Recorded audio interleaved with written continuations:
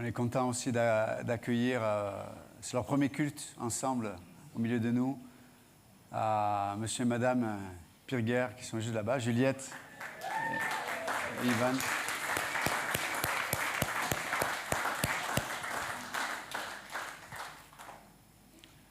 C'est chouette de vous voir.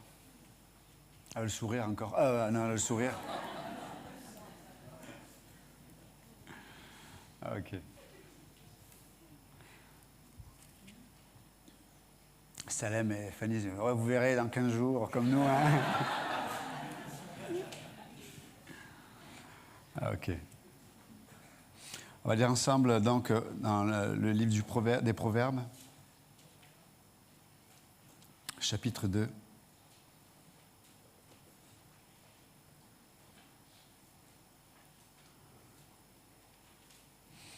Et Pasteur Darul disait que ça faisait, je pense, un peu plus de 20 ans qu'on marche ensemble dans l'œuvre du Seigneur, et puis de voir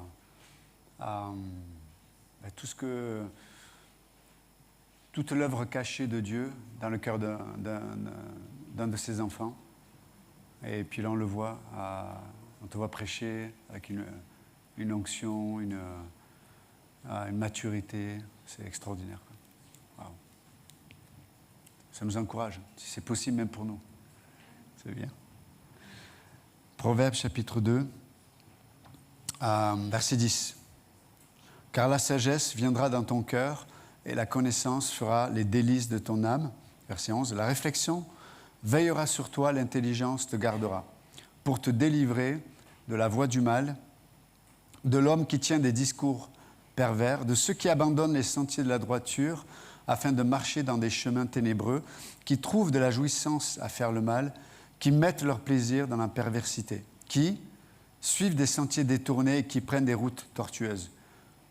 Pour te délivrer de la femme étrangère, de l'étrangère qui emploie des paroles doucereuses, qui abandonne l'ami de sa jeunesse et qui oublie l'alliance de son Dieu, car sa maison penche vers la mort et sa route mène chez les morts.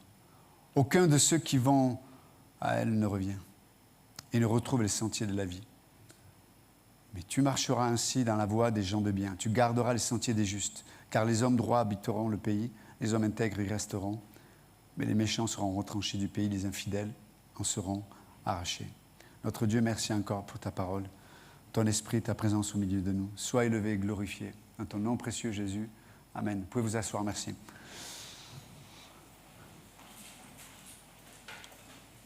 Ce matin, nous allons voir quelques principes.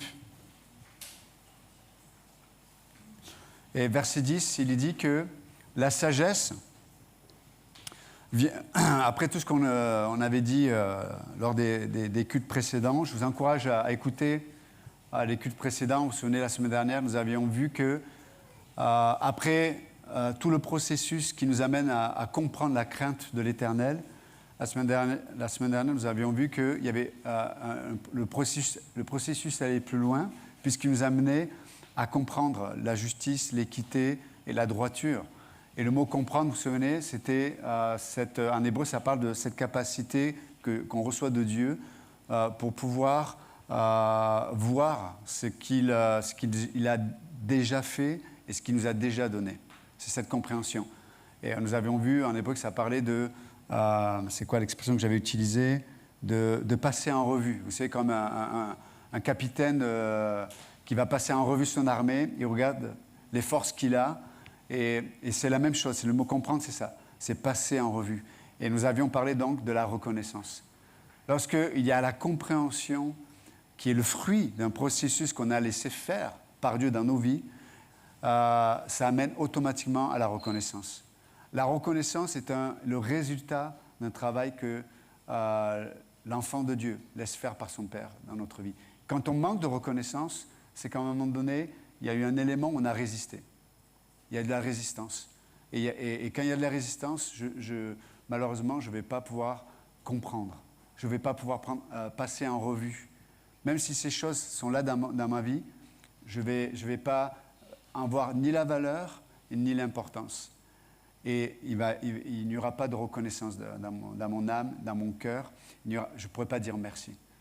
Parce que ce que je vais passer en revue, c'est non pas ce que Dieu est, ce qu'il a fait pour moi, mais je vais passer en revue tout ce qui me manque. Je vais passer en revue mes péchés, mes défauts, ou le péché des autres, les défauts des autres. Je vais continuellement passer en revue mon passé, continuellement passer en revue ce qu'il faudrait pour que je sois heureux. C'est un mensonge. C'est un mensonge. Donc, il y a tout ce processus-là. Et là, après le verset 10, il dit, mais car la sagesse viendra dans ton cœur. Pour le dire autrement, Dieu désire placer, semer en nous cette sagesse. Il ne joue pas d'une façon malsaine à cache-cache avec nous. On verra, ou alors c'est que pour certaines personnes, des élites. Là, c'est pour tous ses enfants. Parce que ce n'est pas moi qui vais créer la sagesse. Ce n'est pas mes capacités ni cognitives, ni intellectuelles, ce que vous voulez. La sagesse dont Dieu parle, elle ne peut venir que de lui.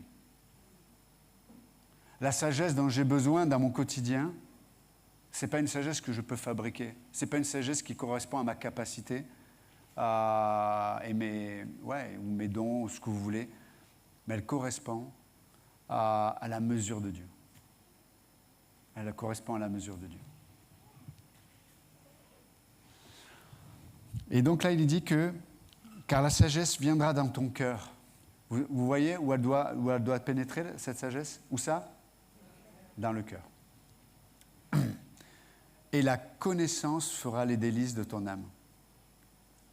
Et le mot là, verset 10, quand il dit que car la sagesse viendra dans ton cœur, le mot venir là, en hébreu, il est très intéressant, parce que c'est le même mot en hébreu qui est utilisé pour parler du peuple d'Israël qui rentre au milieu de la mer Rouge, qui auparavant a été séparé en deux par Dieu. C'est le même mot en fait. C'est comme Dieu utilise ce terme pour dire que notre cœur, il est un peu l'image de cette mer qui est immense, qui est infranchissable, qui, à l'occurrence pour le peuple d'Israël, alors qu'ils avaient les Égyptiens derrière eux, qui était cette impossibilité qui allait assurément les conduire à la destruction. Mais cette réalité-là, très souvent, elle se trouve dans notre propre cœur. Notre cœur, avec sa complexité, avec son unicité, parce qu'on a ce qui a façonné notre cœur. Donc, le cœur, c'est le centre de toutes nos motivations, de ce qui va me nourrir les 5 parties de l'âme. C'est dans le cœur que va se révéler l'identité. C'est dans le cœur que mon regard sur les autres va être déterminé. C'est dans le cœur que mes émotions vont avoir la place qu'elles vont avoir. C'est dans le cœur que je vais avoir tout un processus de raisonnement qui va m'amener à des conclusions. C'est dans le cœur. Et on voit que des fois, notre cœur, il est comme cette mer. Il n'y a pas le bon raisonnement, il n'y a pas les bonnes émotions, il n'y a pas la bonne identité, je n'ai pas la capacité de voir de la bonne façon les autres. Il est cette mer qui est fermée et qui est pour moi une voie sans issue. C'est dans le cœur. C'est dans le cœur. C'est pour ça que Dieu dit que je vous enverrai mon esprit afin de faire de ce cœur qui est dur comme de la pierre, un cœur malléable, un cœur vivant, un cœur de chair. Un cœur vivant, un cœur de chair. Ça, c'est extraordinaire. Un cœur de chair, pourquoi? Parce qu'il va pouvoir battre au même rythme que celui qui le nourrit. Ce sera le battement du cœur du Père. Donc, et c'est le même mot là, il va venir. Et j'aime cette idée-là. Dieu va séparer la mer en deux, et là, le peuple va pénétrer au milieu de cette mer. Est-ce que la mer a disparu? Non. Elle n'a pas disparu, la mer. Elle n'a pas disparu. Quand le peuple d'Israël a traversé la mer Rouge, la mer ne s'est pas évaporée. Il aurait pu, mais il n'a pas fait. Il a séparé, il a fait un passage. Dans nos cœurs, On a besoin d'un passage. Il y a besoin d'un passage qui soit fait par Dieu. Tu n'es pas capable, je ne suis pas capable d'ouvrir la mer en deux de mon cœur. Je ne suis pas capable Je peux comprendre intellectuellement ce que Dieu attend de moi. Je peux comprendre intellectuellement, humainement, ce que la Bible dit. Mais entre ce que je comprends et ce qui va pénétrer mon cœur, des fois, il y a des choses, il y a des impossibilités. Et des fois, on les accumule, les impossibilités. Donc la mer n'a pas disparu comme ton passé. Il ne va pas être évaporé. Hein. Ton passé sera toujours ton passé. Il y a des blessures qui sont dans ta chair, dans ton âme, qui seront là. Et qui sont aujourd'hui peut-être des impossibilités. Tu as des passions, des désirs, une volonté même, parce qu'il y en a qui ont une volonté, comme Gaston, de faire. Une volonté, il ne bouge pas, quoi. Mais, alors quand c'est bien dirigé, cette volonté-là, c'est super, mais malheureusement, des fois, elle peut être mal dirigée. Mais, donc, il y a des choses qui seront là. Comme cette mère, elle est restée là. Mais Dieu a fait un passage. Est-ce qu'on peut laisser le soin à Dieu de faire un passage dans mon passé? Est-ce que je peux laisser le soin à Dieu de faire un passage dans mes blessures? Est-ce que je peux laisser le soin à Dieu de faire un passage dans mon identité?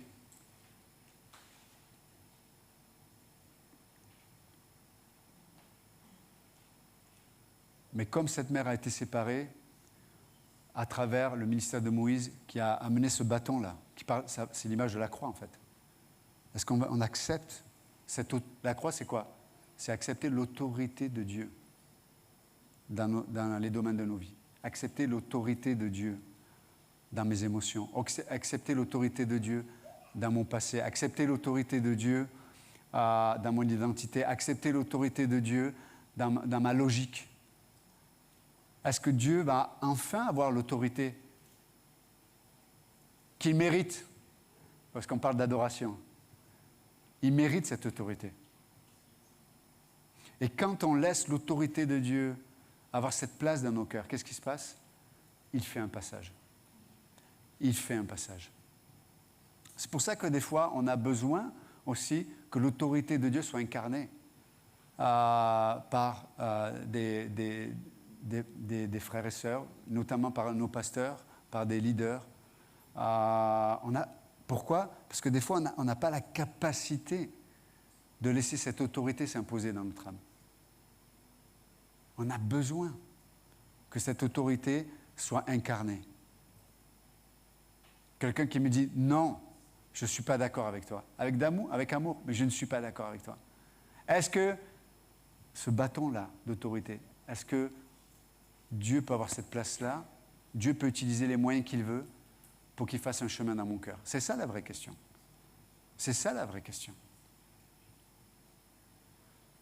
Et bien sûr qu'on peut tous, si je prenais un micro, que je vous interrogeais, on pourrait se dire « Non, mais moi, je n'accepterai pas l'autorité d'un pasteur parce que j'ai vécu ça, ça, ça et ça. » Et je suis d'accord avec toi. Ils sont faillibles. Surtout certains, mais je nommerai personne. Est-ce qu'ils sont faillibles? Une autorité est faillible. Ton mari qui est une autorité dans un couple, il est faillible. Un pasteur, il est faillible. Et on pourrait citer d'autres formes d'autorité. Mais est-ce que Moïse était parfait? C'est une question que je vous pose. Hein. Non? Il n'était pas parfait. Est-ce que David était parfait?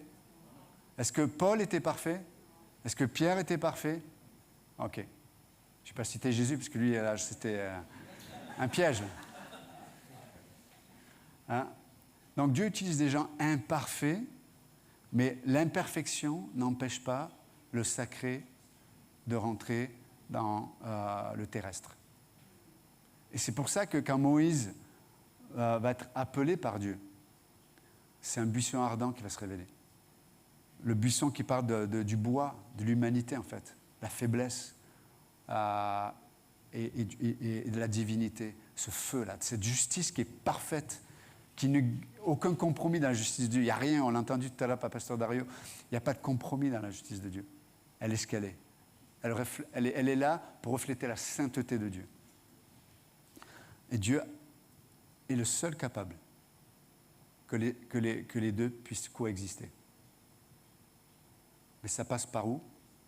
Ce bois, cette autorité qui est capable de faire un passage, qui est unique, extraordinaire. Et c'est dur même de l'expliquer, même en tant que pasteur, c'est dur parce que c'est une vérité qui est mystique, qui est spirituelle, qui est vraie.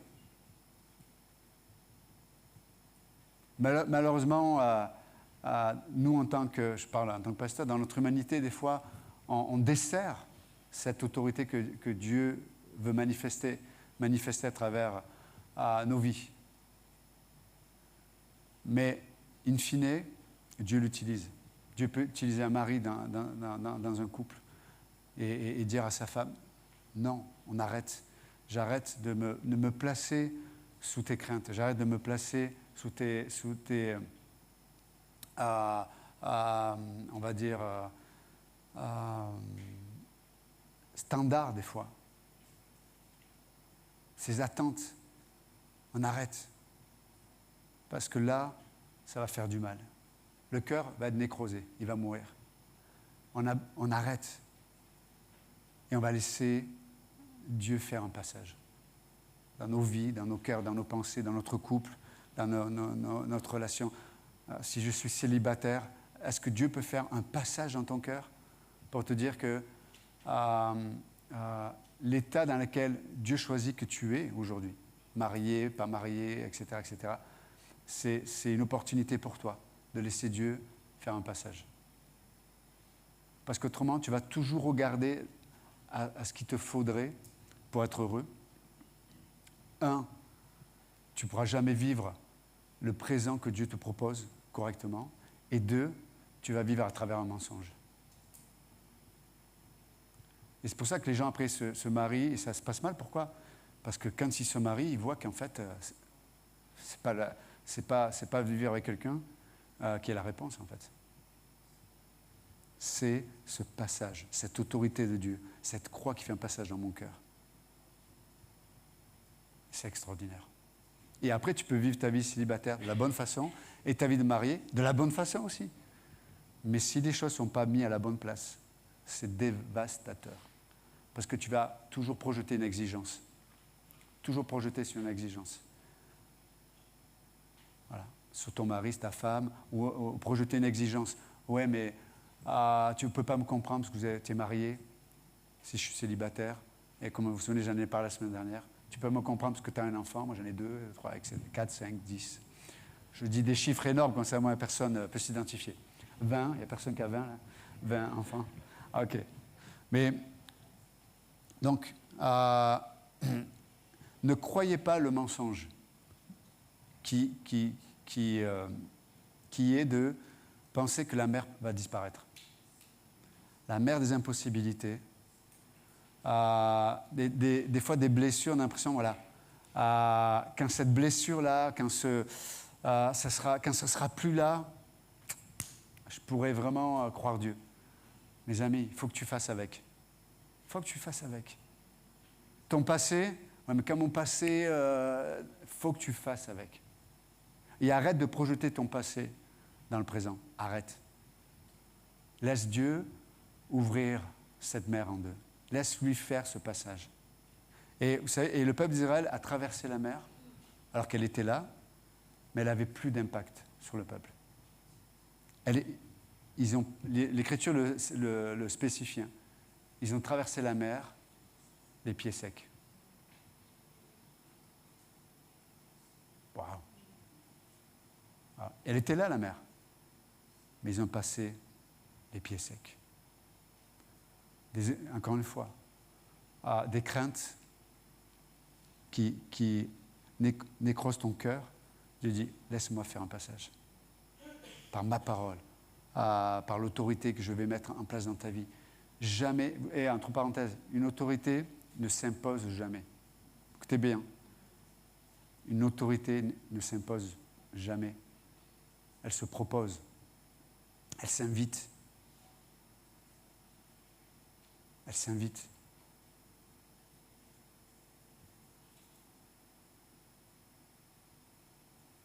Une autorité crée une capacité à l'autre de l'inviter. Un mari qui dit hey, « c'est moi, Bibi, tu t'assois et tu écoutes. C'est moi le chef, là. » Bon, les hommes d'expérience mariés, là, ils savent qu'ils disent « oui, oui, ça ne marche pas. » Je dirais même, l'eau elle va te noyer même. Elle ne va pas te mouiller, l'eau va te noyer. Tu vas prendre cher. Mais non, par contre, cette autorité qu'on reçoit en tant que mari, en tant que pasteur, etc., c'est de donner une capacité, de montrer, hey, tu sais, ce qui me motive pour dire ce que je dis, c'est je t'aime. Je t'aime. Et des fois, l'amour, c'est un amour qui va se manifester avec... des fois, ça peut nous sembler dur, mais quand tu aimes quelqu'un, tu ne vas jamais accepter que la personne se noie et que tu la regardes se noyer en ne faisant rien. Des fois, les gens se noient dans leur raisonnement, se noient dans leurs émotions, se noient dans leur passé, se noient dans leurs blessures. Et ils l'entretiennent. Des fois, même inconsciemment, ils ne font même pas exprès. Mais à un moment donné, il faut une autorité d'amour qui dise « Arrête, ce n'est pas qui tu es. Tu n'es pas ton passé, tu n'es pas tes blessures, tu n'es pas ton mauvais caractère, tu n'es pas tout ça. Et je t'aime assez pour te confronter. Si tu me détestes, déteste-moi. Mais je t'aime assez pour prendre le risque. Et j'ai beaucoup aimé la phrase de Pasteur Dario. L'amour accepte de souffrir. Wow. Et quand j'écoute ça, je dis non, moi je ne veux pas souffrir. Et donc Dieu me dit, alors tu ne veux pas aimer? Je dis si. Embrasse les deux. Ce qui est merveilleux, c'est que ce n'est pas une capacité qui vient des hommes, c'est une capacité qui vient de Dieu. Et des fois, d'accepter la pensée de Dieu de souffrir va te faire rencontrer la provision de Dieu dans la souffrance. Et tu vas, du coup, t'associer à Dieu dans son amour. Des fois, tu ne peux pas comprendre le cœur de Dieu parce que tu refuses de prendre la part qui va avec. Vous voyez? Et donc, des fois, tu entends parler de l'amour de Dieu et tu vas prendre que la partie qui parle de ce qu'elle peut t'apporter. Mais l'amour de Dieu va plus loin. L'amour de Dieu, c'est de communier avec le cœur du Père. C'est ça l'amour de Dieu. De communier avec le cœur du Père. Et ça, c'est un mystère.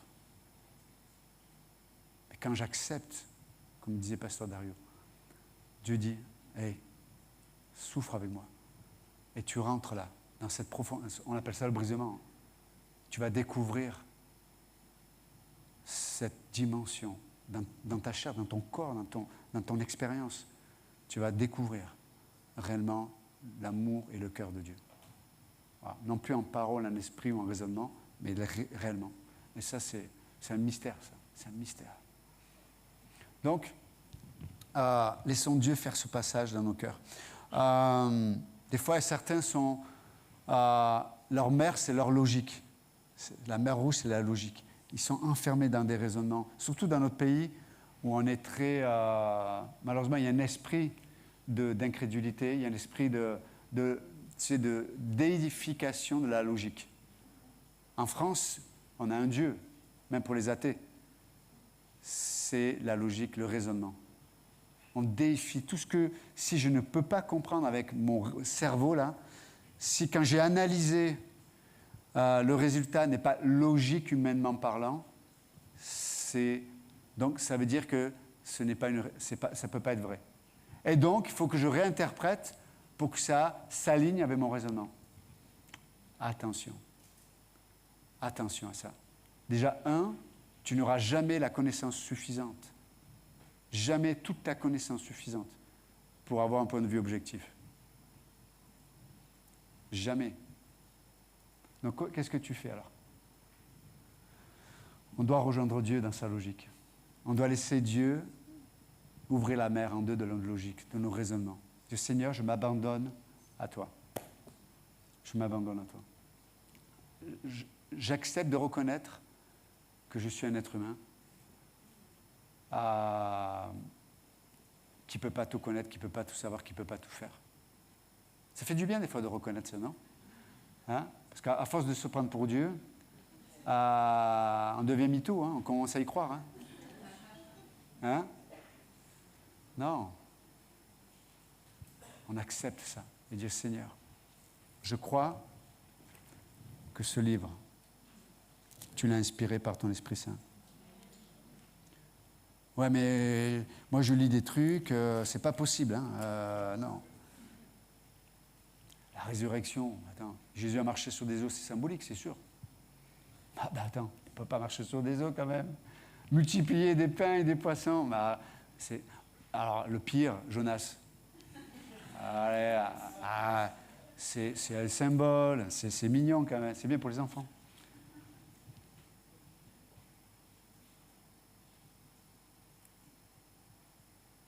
Moi, si tu me posais la question, je sais que tu ne me la poses pas, mais admettons que tu me la poses. Si tu me dis, mais un poisson qui avale un gars pendant 3 jours, tu peux croire ça? Dans ma logique à moi, je te dirais non. Humainement parlant. Mais dans ce que je reconnais que la parole de Dieu est, Dieu a fait un chemin dans ma logique. Et je sais que il a fait. Il a fait. Il a fait. Le temps et l'espace, à la vitesse de la lumière, toutes ces choses, ces lois cosmologiques, etc. Il a fait. Il a tout créé. Il a pu gérer le temps comme il veut. Il est Dieu. Il est Dieu. Les gens me disent, oui, il faut que ça soit logique. Non, non, non. La Bible, elle parle de quelqu'un qui a tout créé. Il est en dehors. Il est transcendant, Dieu. Il est en dehors de la création. Il est en contrôle de la création. Il est en contrôle de la vitesse de la lumière. Il est en contrôle de l'expansion de l'univers. Il est en contrôle des atomes, des molécules et des cellules.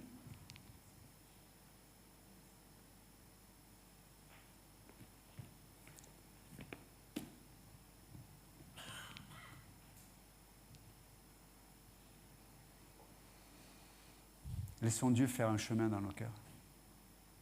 Il a ouvert la mer. Et là, dans le verset 10, il dit quoi?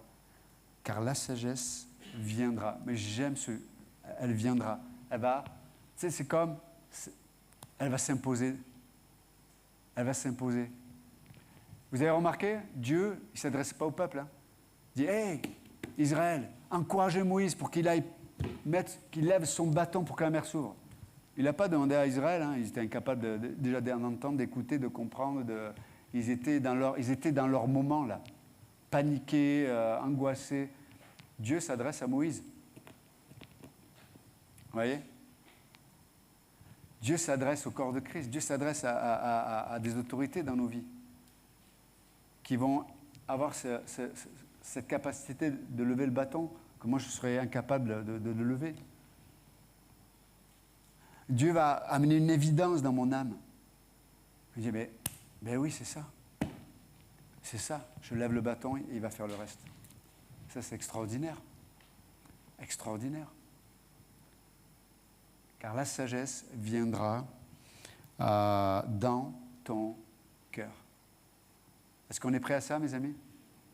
Que Dieu ouvre et me fasse passer à sec au milieu de mes angoisses, au milieu de mes craintes, au milieu de mes désirs, au milieu de mes passions, au milieu de mes convoitises, au milieu de ces blessures dont j'ai parlé tout à l'heure. Il peut le faire. Il veut le faire. Il va le faire. Il va le faire. Il va le faire. Amen. Seigneur notre Dieu, merci encore ce matin pour ta parole. Merci Seigneur parce que tu n'utilises pas des mots par hasard. Tu veux nous parler à travers ta parole. Tu dis même que, c'est vrai, le ciel et la terre passeront, mais les mots de ta parole ne passera point. Je ne comprends pas, c'est incompréhensible. Pourtant, c'est la vérité. C'est la vérité. Merci notre Dieu. Peut-être, Seigneur, je suis emprisonné face à la mer de mes raisonnements. Aide-moi, Seigneur, à laisser le bâton que tu vas mener dans ma vie pour ouvrir cette mer. Peut-être c'est me convaincre par ton esprit, par un verset, par ce que j'entends ce matin, par un frère, par une sœur, peut-être par mon mari, par un pasteur, peu importe. Mais Seigneur, que ce bâton puisse arriver et ouvrir cette mer dans mes raisonnements, dans mes émotions, dans mon âme.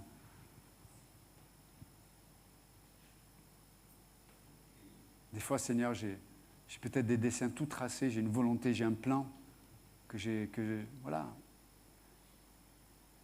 Mais peut-être, Seigneur, ce plan, c'est une mer où tu n'as pas la place pour tracer ton chemin.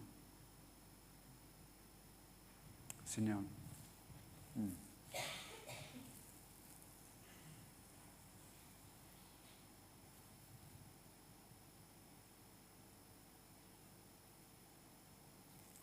Bien, Seigneur. Bien, Seigneur.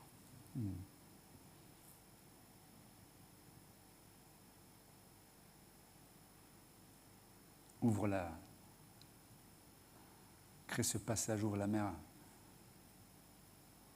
des domaines qui se trouvent dans mon cœur, qui m'empêchent de voir ta délivrance. Si ce matin quelqu'un ne connaît pas Jésus-Christ, vous pouvez juste lui dire, peut-être j'ai entendu parler de toi, je connais plein de choses à ton sujet, ou certains peut-être ce matin se disent, mais je ne sais pas de quoi il parle, je ne sais même pas si je crois en Dieu, je ne sais pas, je reconnais ce matin.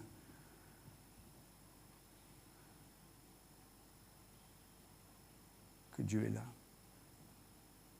Je reconnais, comme disait Pasteur David tout à l'heure, que Dieu s'est fait homme et par amour pour moi, par amour pour toi, il s'est donné afin que tu puisses le rencontrer aujourd'hui. Tu peux juste lui dire, oui Jésus-Christ, je veux te rencontrer, je te donne mon cœur. Sauve-moi. Sauve-moi. Je crois à ton amour. Je crois que tu es vivant. Je crois que mes péchés, tu les as vaincus. Tu étais plus fort qu'eux par ton amour à la croix. Et si ce matin vous avez cru et accepté que Jésus-Christ vous aime, qu'il a condamné sous cette croix tous vos péchés, passé, présent, futur, et qu'il est ressuscité d'entre les morts. Si vous le croyez ce matin, alors que les yeux sont fermés, vous pouvez juste un témoignage, comme un acte, vous posez un acte dans l'histoire de votre vie. Vous pouvez lever la main devant lui ce matin, dire, ce matin je t'accepte comme mon sauveur, Jésus-Christ. Est-ce qu'il y a quelqu'un qui veut accepter Jésus-Christ comme son sauveur? Dire, aujourd'hui, j'ai pris cette décision de te croire et de me livrer entre tes mains. Est-ce que quelqu'un va recevoir Jésus-Christ comme son sauveur ce matin? Merci Jésus. Merci Seigneur encore pour cette journée, qu'elle soit pour ta gloire. Et tu puisses faire ce chemin face aux mères qui sont devant nous. Dans le nom de Jésus, nous prions. Amen. Que Dieu vous bénisse. Au revoir.